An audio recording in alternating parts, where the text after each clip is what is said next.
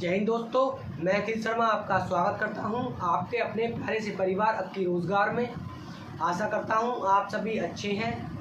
प्यारे साथियों, कल की क्लास में हम पढ़ रहे थे संधि और हमने संधि को कंप्लीट कर लिया था। अब हम एक नए चैप्टर की शुरुआत करने जा रहे हैं जिसका नाम है समास। तो अब हम स्टार्ट करते हैं आज के नए चैप्टर को जिसका नाम है समास।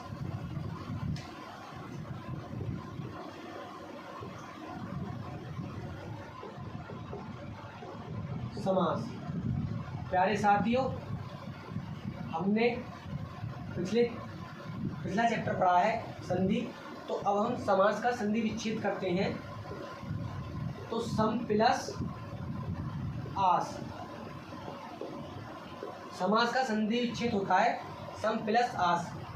समास का जिसका अर्थ है सम यानी कि पास, और आस का मतलब है बिठाना।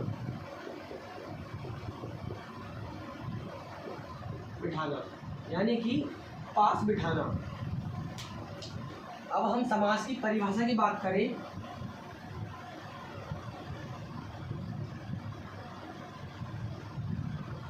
तो समास की परिभाषा है दो शब्दों से मिलकर बना एक अर्थपूर्ण शब्द समास कहलाता है। यानी कि दो शब्द लिए और उनको एक कर दिया, जिसका अर्थ निकले वो समास है। यानी कि परिभाषा लिखेंगे, दो शब्दों से मिलकर बना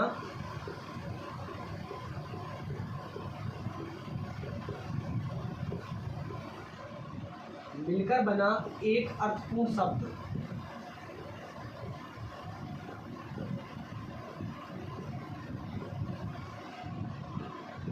अर्थपूर्ण शब्द समास कहलाता है।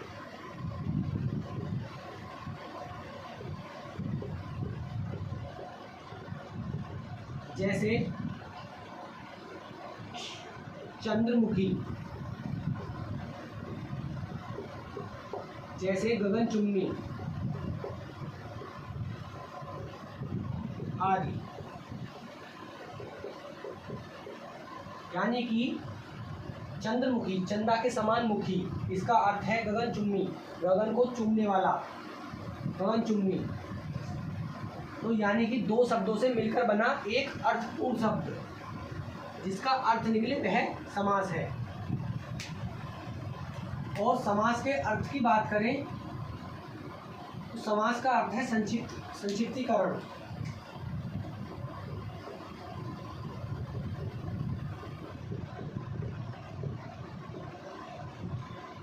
समास का अर्थ है संक्षिप्तीकरण। अब हम देखते हैं सामासिक शब्द, समस्त पद, पूर्व पद, प्रधान गौण आदि को, जो समास के लिए बहुत महत्वपूर्ण है समझने। सबसे पहले हम समझेंगे सामासिक शब्द या समस्त पद कौन से हैं।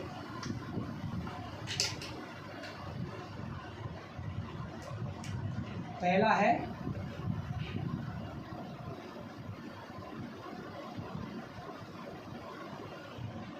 सामासिक शब्द या समस्त पद।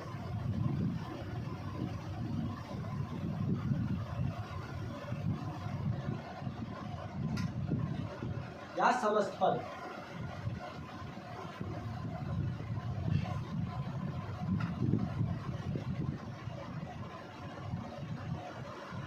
समस्त पद, सामासिक शब्द या समस्त पद दो शब्दों को एक साथ जोड़कर अर्थपूर्ण शब्द ही, दो शब्दों को एक साथ जोड़कर बना अर्थपूर्ण शब्द ही सामासिक शब्द कहलाता है या समस्त पद कहलाता है।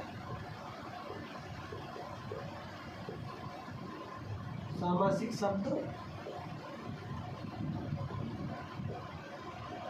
कहलाता है।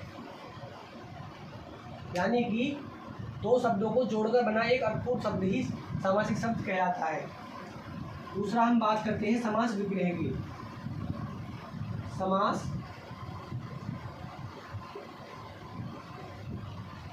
समास विग्रह का अर्थ है तोड़ना, यानी कि सामासिक शब्द को तोड़ना।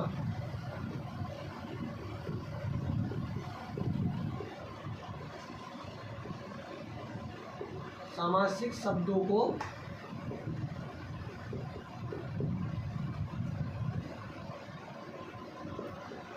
तोड़ना ही समास विग्रह है।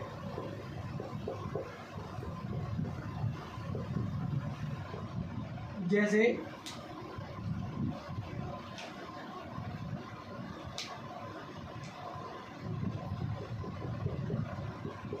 चंद्रमुखी, चंद्र प्लस मुखी, यानी कि हमने चंद्रमुखी को चंद्र प्लस मुखी में तोड़ दिया। जो चंद्रमुखी को तोड़ा गया चंद्र प्लस मुखी में, तो यही समास विग्रह है, सामासिक शब्दों को तोड़ना। अब हम बात करते हैं तीसरी पूर्व पद की। पूर्व पद सामासिक शब्द का पहला पद।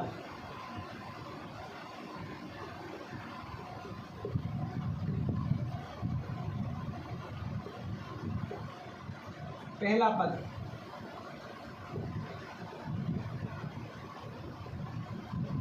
पूर्व पद कहलाता है। जैसे चंद्रमुखी में पहला पद है चंद्र प्लस मुखी।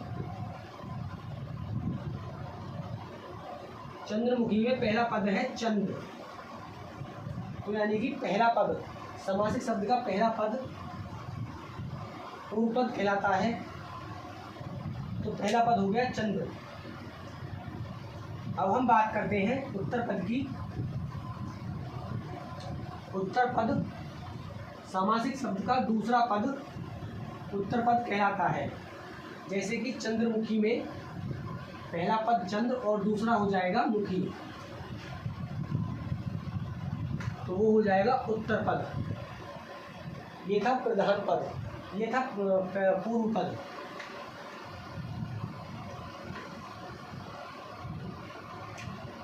चौथी बात करेंगे हम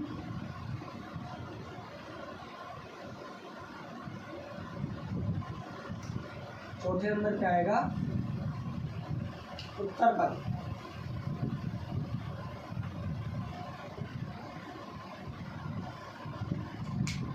सामासिक शब्द का दूसरा पद।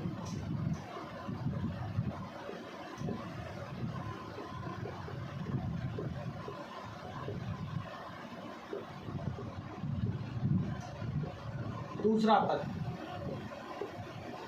उत्तर पद कहलाता है।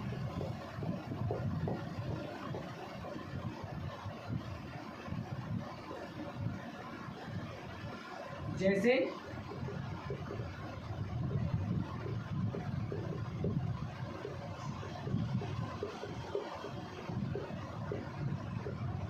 चंद्रमुखी में पहला पद चंद्र और दूसरा पद है मुखी, तो सामासिक शब्द का दूसरा पद उत्तर पद कहलाता है। अब बात करते हैं प्रधान और गौड़। प्रधान पद की जो अधिक महत्व रखे वह प्रधान है। इसे लिख सकते हैं ज्यादा अर्थ वाले पद। ज्यादा अर्थ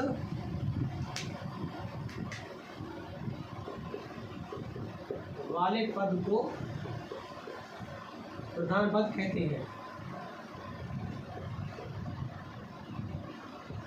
यानी कि ज्यादा अर्थ वाले पद को प्रधान पद कहते हैं। जैसे चंद्रमुखी का एग्जाम्पल लिखेंगे, चंद्र प्लस मुखी।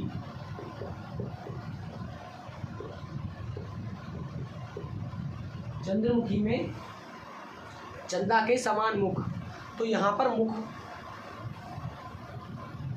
प्रधान है क्योंकि मुख चंदा के समान है, तो मुख है प्रधान। और गौड़ की बात करें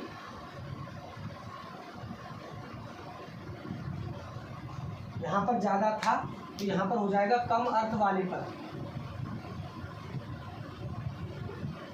कम अर्थ वाले पद को गौड़ कहते हैं।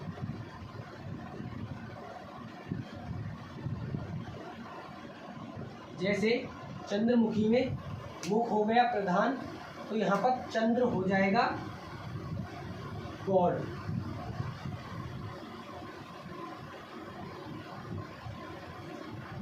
अब हम बात करते हैं समास के प्रकार की। समास के प्रकार प्रधानता के आधार पर 4 हैं और कुल समास 6 हैं। तो अब हम बात करते हैं प्रधानता के आधार पर समास के प्रकार, जिनकी संख्या 4 है, जो इस प्रकार है: अवयवी समास, तत्पुरुष समास, द्वंद्व समास और बहुव्रीहि समास। तत्पुरुष समास में 2 समास और आते हैं, वो हैं कर्मधारय और द्विगु समास। इसलिए कुल समासों की संख्या 6 है और प्रधानता के आधार पर समासों की संख्या 4 है। तो अब हम बात करते हैं प्रधानता के आधार पर समास के प्रकार।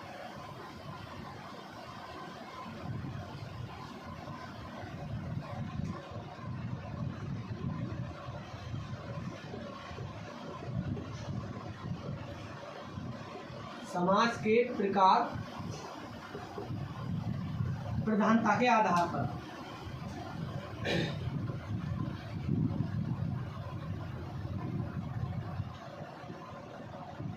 प्रधानता के आधार पर समास के प्रकार।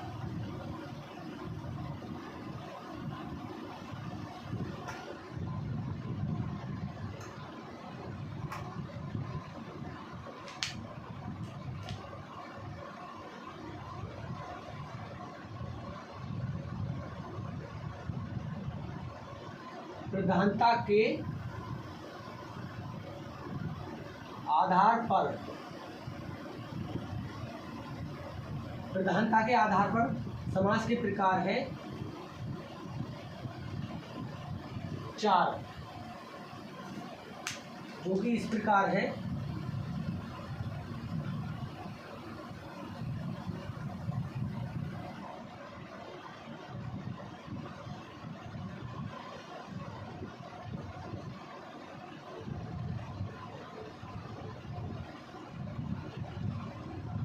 अवयवी समास, तत्पुरुष समास, द्वंद्व समास और बहुव्रीहि समास।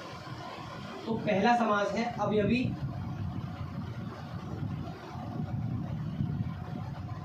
समास, अवयवी भाव समास। दूसरा है तत्पुरुष समास।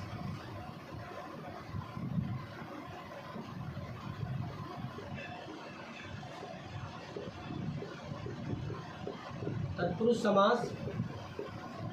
और तीसरा है द्वंद्व समास।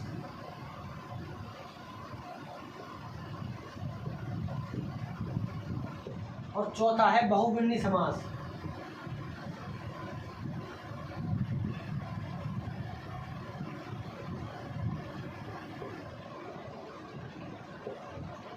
प्रधानता के आधार पर प्रधानता के आधार पर समास की संख्या 4 है और कुल संख्या 6 है। तो तत्पुरुष समास में 2 समास और ऐड हो जाते हैं, जिनका नाम है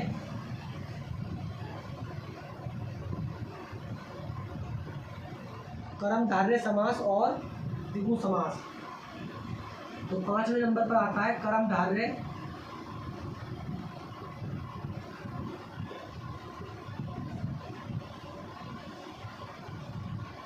और 6ठे पे आता है द्विगु समास।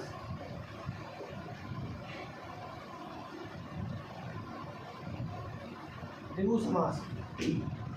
यदि अव्यय समास की बात करें तो इसमें पूर्व पद प्रधान होता है, पूर्व पद प्रधान, जो कि मैंने अभी आपको पूर्व पद पढ़ाया था, यानी कि पहला पद। तो इसमें पहला पद प्रधान होता है और तत्पुरुष में उत्तर पद प्रधान होता है, यानी कि उत्तर पद, उत्तर पद, उत्तर पद प्रधान। जब ये तत्पुरुष से दो समास निकले हैं तो कर्मधारय और द्विगु में भी उत्तर पद प्रधान रहता है और द्विगु में उत्तर पद, दोनों में, तीनों में उत्तर पद।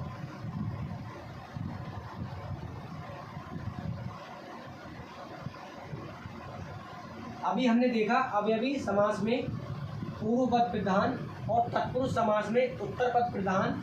तत्पुरुष समास से दो समास बने जिसका जो कर्मधारय और द्विगु है उनमें भी उत्तर पद प्रधान रहता है। द्विगु समास में, द्वंद्व समास में दोनों पद प्रधान, इसमें पूर्व और उत्तर दोनों पद प्रधान रहते हैं,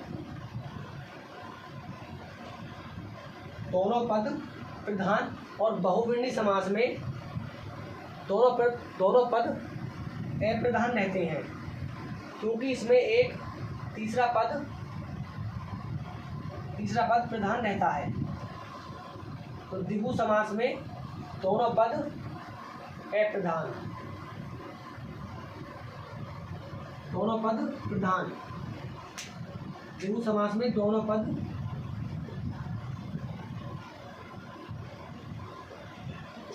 प्रधान और इसमें दोनों पद अप्रधान।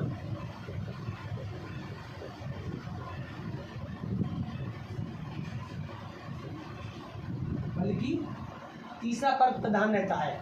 बहुवचनी समास में दोनों पद अप्रधान रहते हैं, क्योंकि इसमें तीसरा पद होता है, तीसरा पद प्रधान। प्यारे साथियों, अभी हमने समास के प्रकार देखे। समास के प्रकार हमने प्रधानता के आधार पर 4 और कुल समास की संख्या 6 बताई, जिसमें हमने समास के प्रकार प्रधानता के आधार पर देखे। पहला अवयवी समास, दूसरा तत्पुरुष, तीसरा द्वंद्व और चौथा बहुवचनी। तत्पुरुष समास में 2 समास और हैं जिनका नाम है कर्मधारय और द्विगु, तो इनकी कुल संख्या हो जाती है 6। अवयवी समास में पूर्व पद प्रधान रहता है, तत्पुरुष समास में उत्तर पद प्रधान रहता है। तत्पुरुष समास से ही कर्मधारय और द्विगु समास बने हैं, तो इनमें भी उत्तर पद प्रधान रहता है। द्वंद्व समास में दोनों पद प्रधान रहते हैं, परंतु बहुवचनी समास में दोनों पद अप्रधान रहते हैं, क्योंकि इसमें एक तीसरा पद प्रधान रहता है। तो अब हम स्टार्ट करते हैं अवयवी समास को।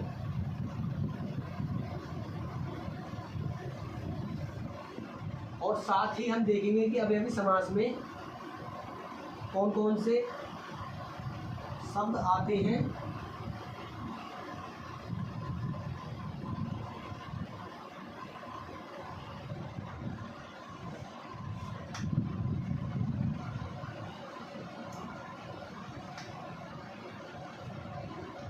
अवयवी समास, अवयवी समास।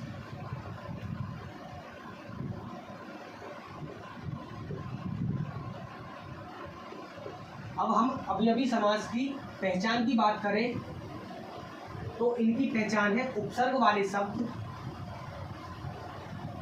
प्रथम पद प्रधान, जैसे कि हमने बताया इसमें प्रथम पद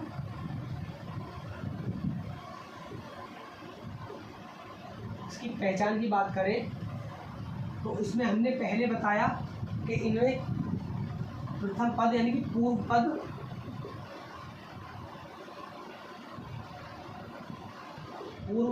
प्रधान, और इसकी बात करें तो उपसर्ग वाले शब्द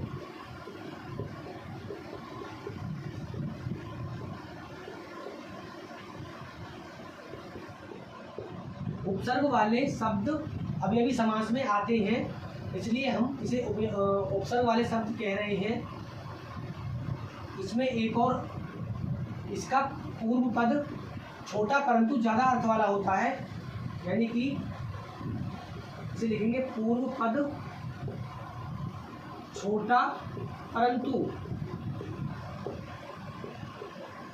ज़्यादा अर्थ वाला, ज़्यादा अर्थ वाला होता है। यानी कि इसका पूर्व पद छोटा होता है परंतु ज़्यादा अर्थ वाला होता है। और इसमें एक और ऐड करेंगे, समान अर्थ वाले दो शब्द एक साथ। अवयवी समास में समान अर्थ वाले दो शब्द एक साथ देखने को मिलते हैं। अवयवी समास में समान अर्थ वाले दो शब्द एक साथ, समान अर्थ वाले दो शब्द एक साथ।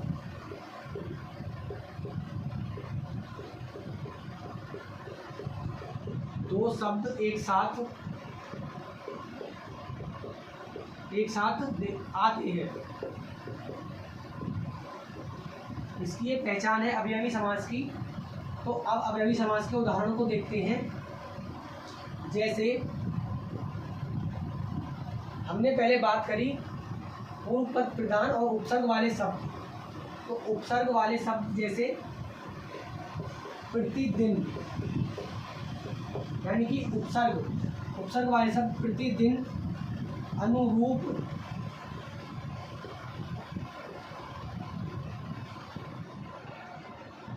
जैसे कि प्रतिदिन, अनुरूप, प्रतिकूल,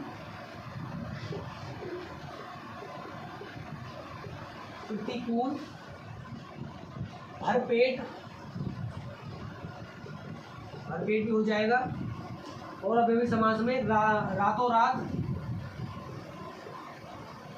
यानी कि इसमें लिखा है समान अर्थ वाले दो शब्द जैसे रातों रात, दिनों दिन,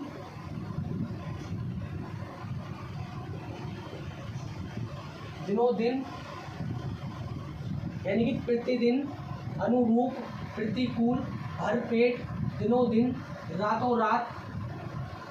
जैसे आ जन्मा,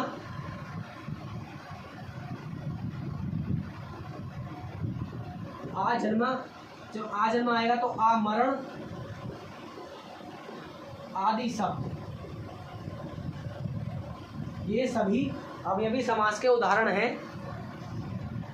हम पढ़ रहे हैं अवयवी समास। इसकी पहचान है पूर्व पद प्रधान एवं उस उपसर्ग वाले शब्द, साथ ही पूर्व पद छोटा परंतु ज़्यादा अर्थ वाला, और समान अर्थ वाले दो शब्द एक साथ। तो हमने एग्जाम्पल देखे इसके। अब हम बात करते हैं द्विगु समास की। हम तत्पुरुष समास कल पढ़ेंगे। अब हम बात करते हैं द्वंद्व समास की।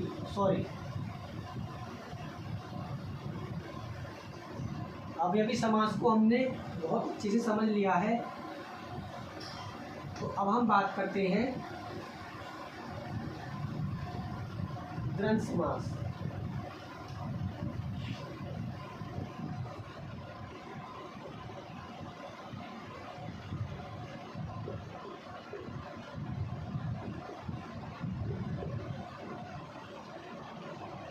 द्वंद्व समास, इनमें योजक चिन्ह आता है।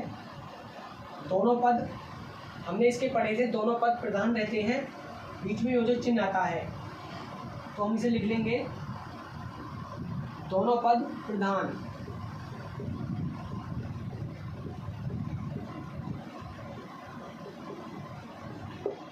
दूसरा, इसमें योजक चिन्ह आता है।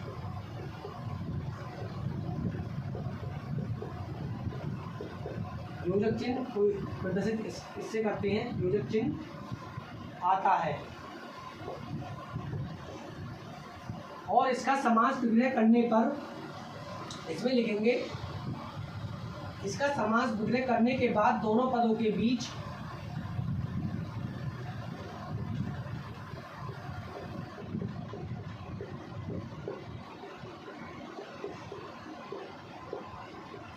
समास विग्रह करने के बाद दोनों पदों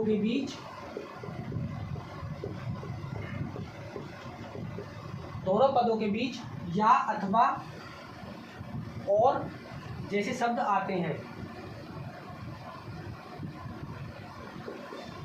या और अथवा शब्द आते हैं। यानी कि जब हम इसका समास विग्रह करते हैं द्वंद्व समास में, इसे तोड़ते हैं तो इसमें या और अथवा आदि शब्द आते हैं। और इसकी पहचान जो एक साथ शब्द बोले जाएं, ये भी लिख सकते हैं हम। यानी कि ऐसे शब्द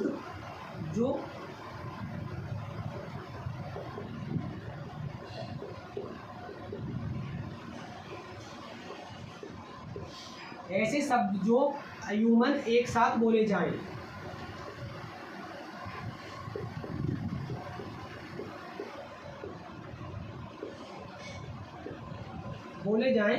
वो भी द्वंद्व समास में आते हैं। अब द्वंद्व समास के हम उदाहरण देखते हैं, जैसे माता पिता, भाई बहन, कंकड़ पत्थर, राधा कृष्ण आदि। जैसे माता पिता, माता और इसमें योजक चिन्ह आ जाएगा। माता पिता, भाई बहन, राधा कृष्ण, कंकड़ पत्थर आदि। माता पिता,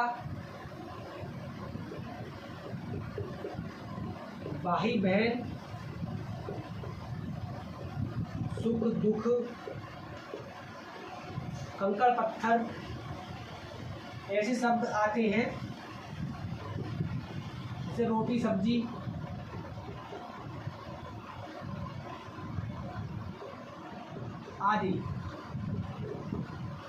आदि शब्द आते हैं। अब हम देखते हैं, इसमें हमने समास विग्रह करने के बाद दोनों पद या और अथवा शब्द लगते हैं। तो या और अथवा कहाँ कहाँ लगता है, अब हम देखते हैं। यानी कि या और अथवा का प्रयोग कहाँ कहाँ होता है, द्वंद्व समास में ही।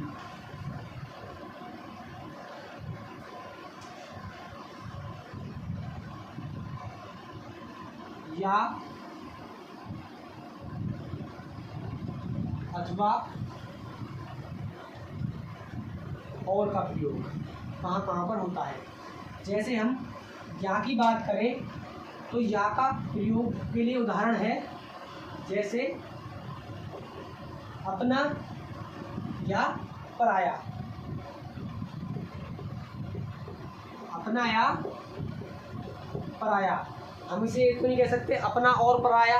यहाँ हम इसे अपना अथवा पराया नहीं कह सकते, इसे हम कहेंगे अपना या पराया।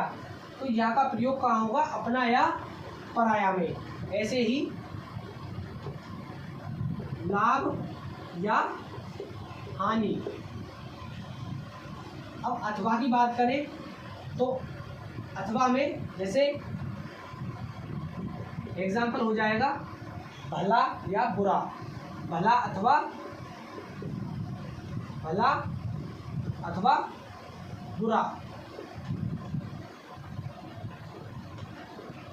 बुरा। यानी कि हम भला या बुरा नहीं कहेंगे, बल्कि हम कहेंगे भला अथवा बुरा। और की बात करें तो और में आ जाएंगे, जैसे माता और पिता, भाई और बहन, रोटी और सब्जी आदि। अब हम पढ़ रहे हैं द्वंद्व समास, और द्वंद्व समास में हमने या अथवा और कहाँ पर प्रयोग होता है ये देखा। अब हम पढ़ेंगे द्वंद्व समास के भेद, जो कि 3 होते हैं। वो कौन कौन से होते हैं समझते हैं। द्वंद्व समास के भेद। द्वंद्व समास के भेद की संख्या 3 है, जो कि इस प्रकार है: वैकल्पिक, समाहार और इतरेतर।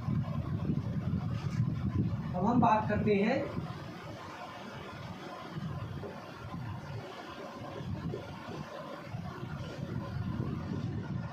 द्वंद्व समास के भेद। पहले नंबर पर आता है वैकल्पिक। वैकल्पिक द्वंद्व समास।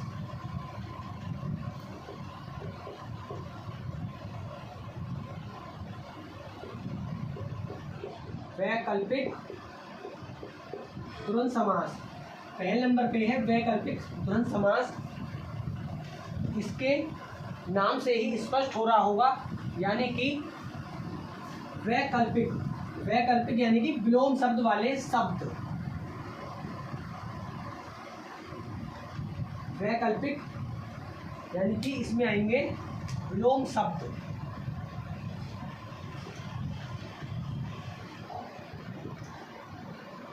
विलोम शब्द वाले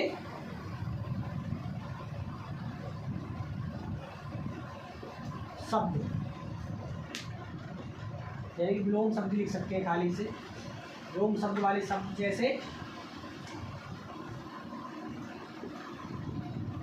जैसे हम करेंगे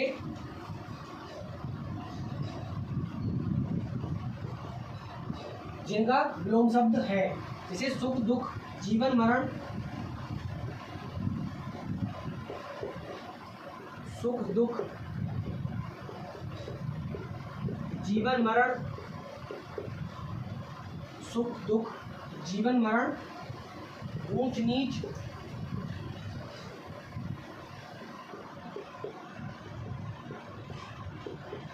ऊंच नीच आदि। हम पढ़ रहे हैं द्वंद्व समास के भेद 3 प्रकार के। पहला वैकल्पिक द्वंद्व समास, जिसमें विलोम शब्द वाले शब्द आए, जैसे सुख दुख, जीवन मरण, ऊंच नीच आदि। अब हम दूसरी बात करते हैं समाहार। समाहार द्वंद्व समास। दूसरा है समाहार द्वंद्व समास।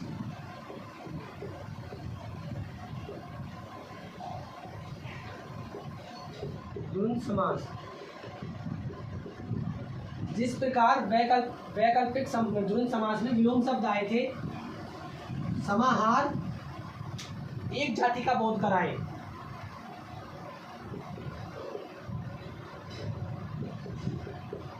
एक जाति वाले शब्द या एक जाति का बोध कराए वो।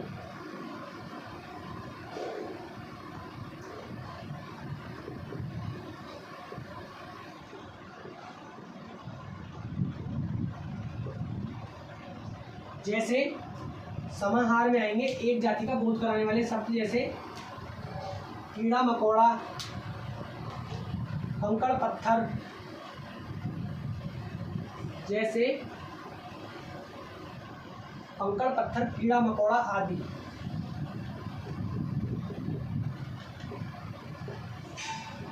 कीड़ा मकोड़ा,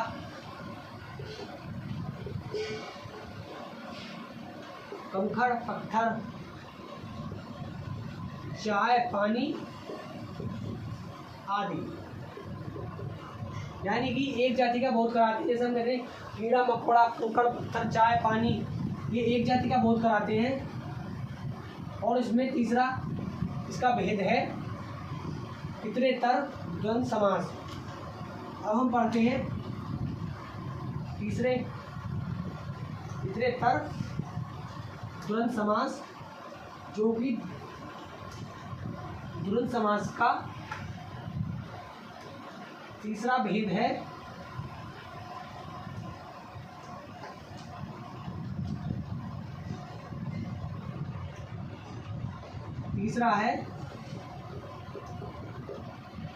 इतरेतर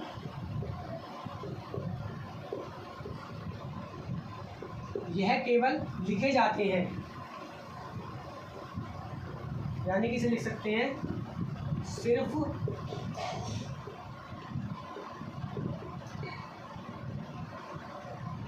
लिखे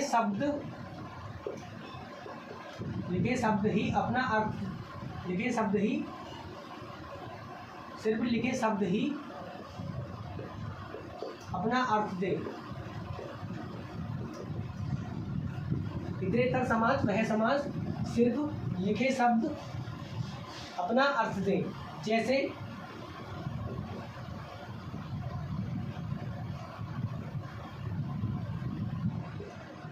इसका अच्छा उदाहरण है भाई बहन,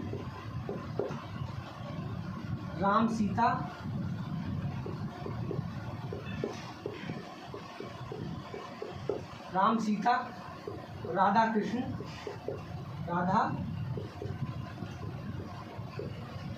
राधा कृष्ण, आदि। हम पढ़ रहे थे द्वंद्व समास को हमने अच्छे से समझा और इसके साथ ही हमने द्वंद्व समास के भेद रूपों को समझा, जो कि द्वंद्व समास के भेद हैं 3।